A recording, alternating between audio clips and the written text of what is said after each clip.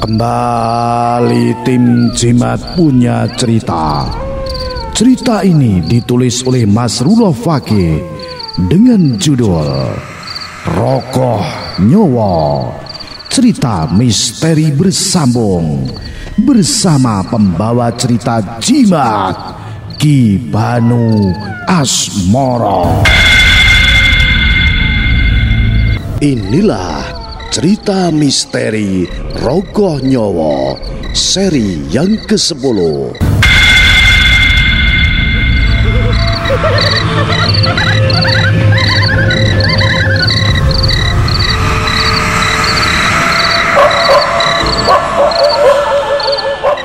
Dikisahkan pada cerita yang dahulu, dua pemuda penjaga gudang dihantui makhluk yang wajahnya penuh belatung dan keluar dari mulutnya. Melihat makhluk itu kini di depan Irin, Hojin yang ketakutan berniat memutar tubuhnya ke belakang gudang.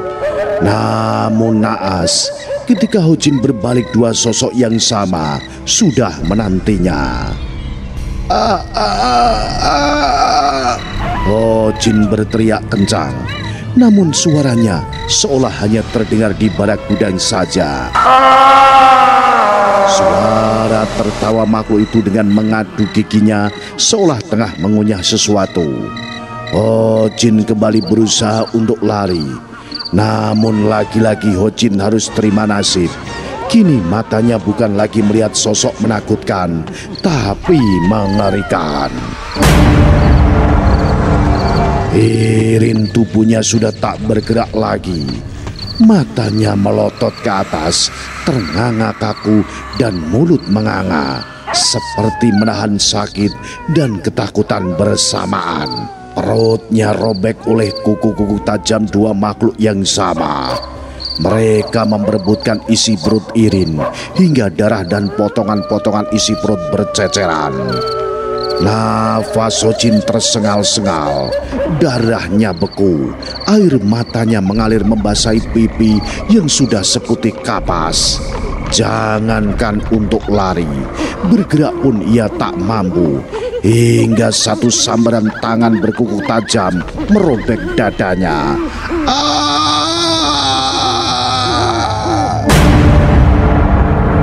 Panjang melolong cerita terakhir Hojin menggema seantero barak. Namun sayang, tak ada satu telinga pun yang mendengarnya.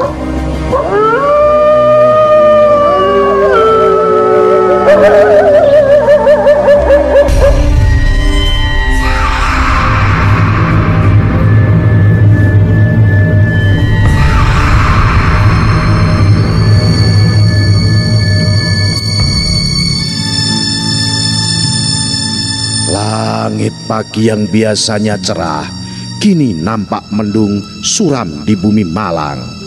Wuri yang terbangun lebih dulu melihat Suntoro masih pulas. Wuri tak mengetahui kepulangan semalam, yang ia tahu hanya keluar saat mulai gerimis bersama Suyono. Wuri bangkit melangkah kamar mandi. Hanya beberapa menit Wuri kembali dan melihat Toro sudah duduk dengan wajah sayu. Mungkin suara gemercik air saat Wuri di kamar mandi yang membangunkan Suntoro. Mas, nanti saya mau ke rumah ibu. Kemarin belum sempat ketemu. Ucap Wuri memberanikan diri. Suntoro yang terlihat masih lesu menatap Wuri lekat-lekat membuat Wuri sungkan dan gugup. Pergilah, tapi ingat, jangan sampai lewat sore. Kamu sudah harus kembali ya, jawab Suntoro yang tak mau mengecewakan Wuri. Setelah berdandan ala kadarnya, Wuri melangkah turun ke depan. Saat kakinya menapak di lantai dasar, ia berpapasan dengan mertuanya. Wuri menundukkan kepala menaruh hormat, meski dalam hatinya segumpal amarah dan dendam yang bisa diledakkan kapan saja. Sampaikan duka citaku pada orang tuamu. Sampaikan juga pesanku supaya tak perlu bersusah payah. Toh kamu di sini juga baik-baik saja. Tercekat hati Wuri mendengar ucapan Yono. Amarahnya semakin menggumpal membuat nafasnya sesak. Namun lagi-lagi ditekannya kuat-kuat karena belum waktunya, pikir Wuri. Wuri yang tak mau lama-lama segera melangkah setelah menganggukkan kepala kepada Yono. Di dalam mobil Wuri masih memikirkan ucapan Yono. Dari mana ia tahu kalau keluarganya sedang berduka? Dan apa yang sedang orang tuanya lakukan hingga Yono sampai berpesan tak usah bersusah payah? Semua itu hanya Wuri sanggup pikirkan tanpa tahu jawabannya.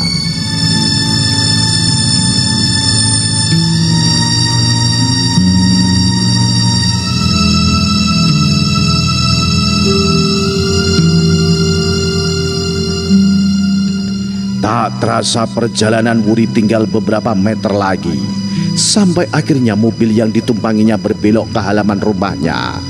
Kesedihan menghampiri Wuri ketika bunga-bunga kesayangannya layu. Tanaman yang dulu selalu bersih, kini tak ubahnya halaman rumah kosong. Lega hati Wuri ketika sekelebat bayangan dari dalam rumahnya membukakan pintu. Dipeluknya begitu erat tubuh ibunya yang masih teriak kuat. Berkali-kali kecupan seorang ibu yang begitu rindu mendarat di sekujur wajah Wuri. Tak ketinggalan air mata kebahagiaan ikut nimbrung membasahi pipi anak dan ibu.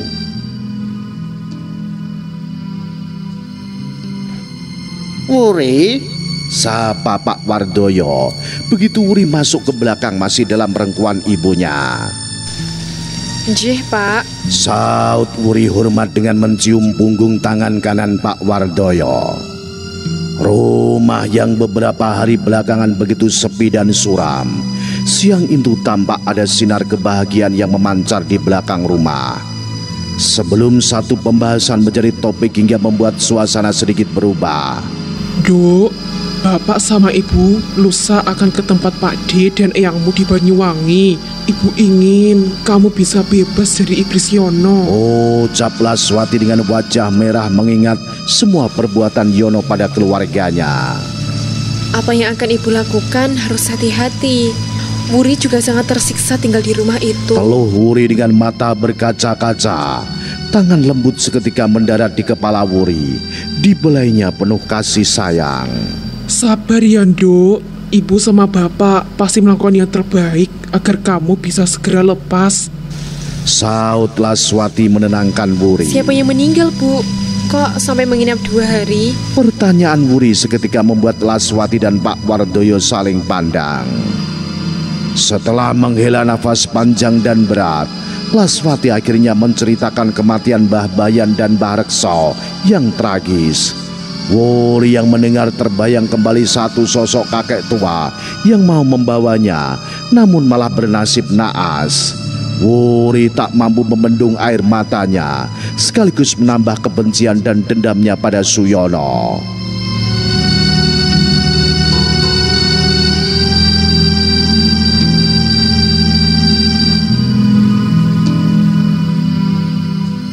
Hari telah berganti sore. Wuri ingat pesan Suntoro yang mewanti-wanti agar tak pulang lewat sore. Ingin rasanya melawan, namun hati kecilnya mengatakan belum saatnya. Ini kamu bawa, Nduk, titipan dari Mbahmu Mayang. Ucap Laswati sambil memberikan sebuah bagi berwarna hijau. Wuri menyelipkan di saku celananya dan berpamitan pulang.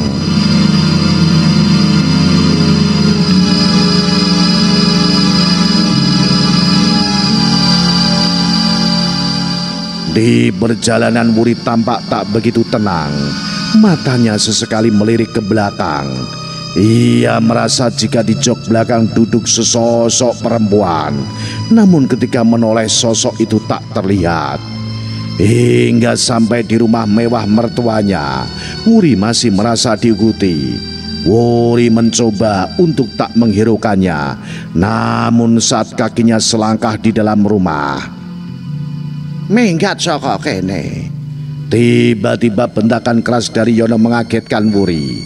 Tapi anehnya, mata Yono tak mengarah ke Wuri tapi di belakang samping Wuri. "Panggonanmu ki dudu neng kene." Kembali Yono membentak dengan masih menatap tajam ke belakang Wuri. Setelah beberapa saat Yono ganti menatap Wuri dengan penuh amarah. "Tak ada tempat buat baturmu di sini. Jangan sampai malah mencelakaimu," ucap Yono yang tak dimengerti Wuri. Begitu Yono berlalu dari hadapannya, karena masih penasaran dan bingung, Wuri menengok ke belakang. Dan Wuri baru mengerti kemarahan Suyono. Sesosok perempuan berkebaya hijau menatap Wuri dengan tersenyum.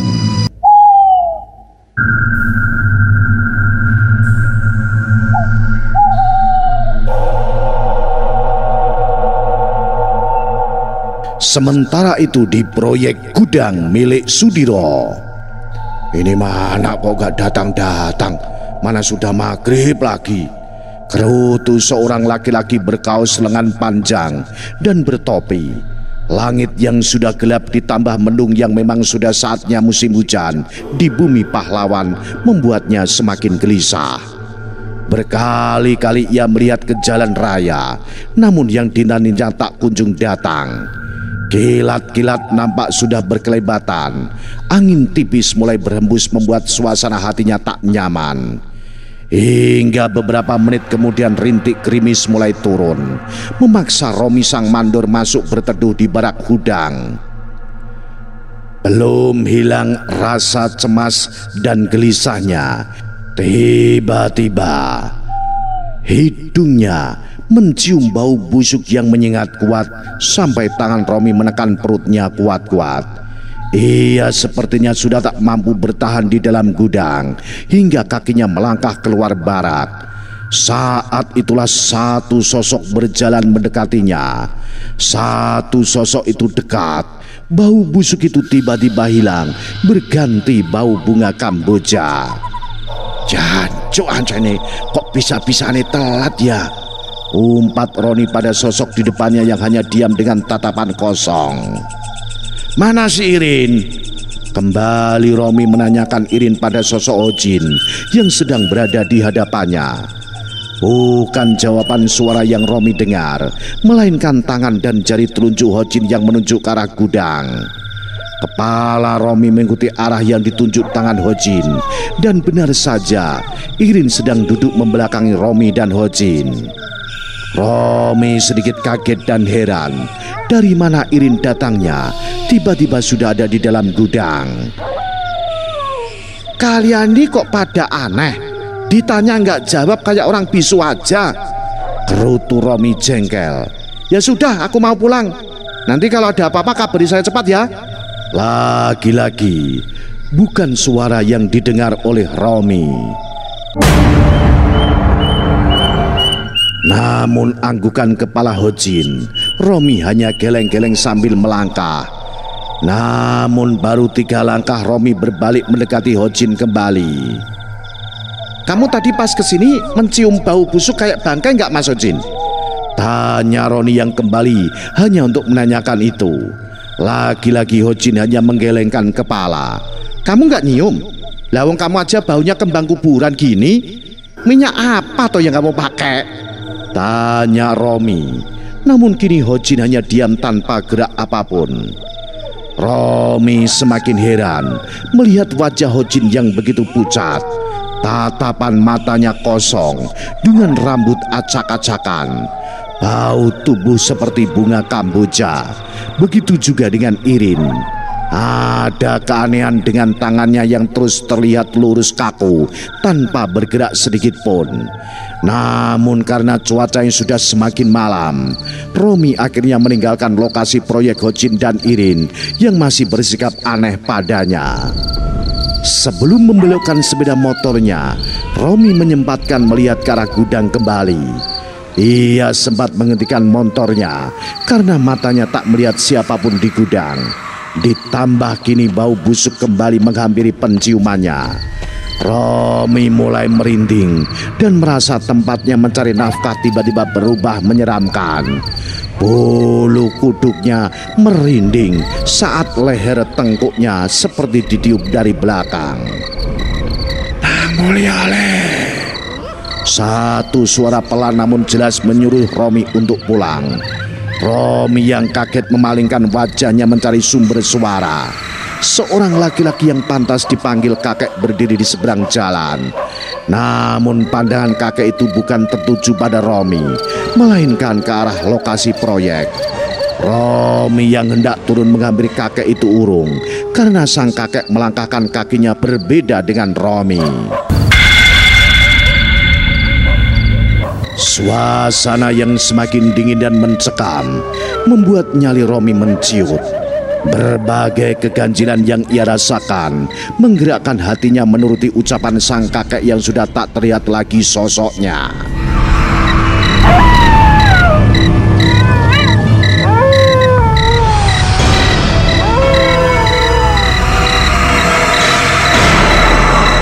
Keesokan harinya, hal yang sama masih dialami Romi saat bertemu Hojin dan Irin hingga malam ketiga. Romi yang baru selesai menyelesaikan tugas-tugasnya bersiap-siap untuk pulang.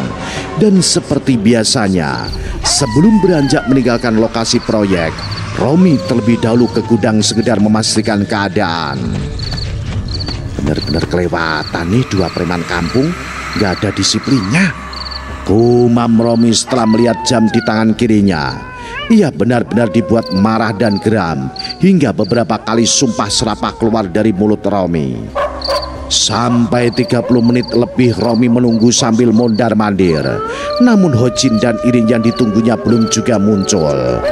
Romi melihat kembali jam tangannya, pukul 8.30. Perasaan resah, kesal, dan marah menyatu di wajahnya. Sampai beberapa menit kemudian Romi memutuskan untuk pulang terlebih dahulu. Dikuncinya semua pintu dan gudang yang masih darurat. Baru saja Romi memasukkan anak kunci di tasnya, satu sentuhan tangan dari belakang membuatnya terjingkat. "Jancuk kon iku," umpat Roni kaget dan marah sambil membalikkan badan saat dilihatnya Hojin dan Irin berdiri di belakangnya. "Niat kerja gak sih kalian iki?" ucap Romi bersungut-sungut. Namun Hojin dan Irin tak bergeming sedikit pun. Mereka seperti patung dengan wajah pucat dan sorot mata kosong. Romi tertegun memandang Hojin dan Irin. Ada yang aneh dirasakan Romi pada mereka berdua. Harum bunga kamboja seperti menyesakkan dada Romi. Rasa takut mulai menjalarinya melihat Hojin dan Irin hanya diam menunduk. Terutama melihat Irin dengan tangan lurus, kaku, dan jari-jari menggenggam kuat seolah menahan sesuatu. "Kalian berdua ini kenapa? Apa kalian sakit?" Romi kembali bertanya dengan perasaan yang mulai was-was. Tak ada jawaban. Irin dan Hojin masih diam dengan kepala tetap tertunduk. "Ya sudah, ini kuncinya. Sudah malam, saya mau pulang," ucap Romi yang sudah merasa tak enak dengan suasana barak dan keanehan Irin dan Hojin. Setelah meletakkan kunci di meja depan pintu gerbang, Romi melangkah dan menghidupkan sepeda motornya. Saat akan jalan, tiba-tiba di sampingnya Hojin sudah berdiri dengan menatapnya seakan ingin meminta sesuatu. Namun Romi yang sudah mulai takut segera menjalankan motornya, tak menghiraukan lagi tatapan Hojin yang begitu sayu.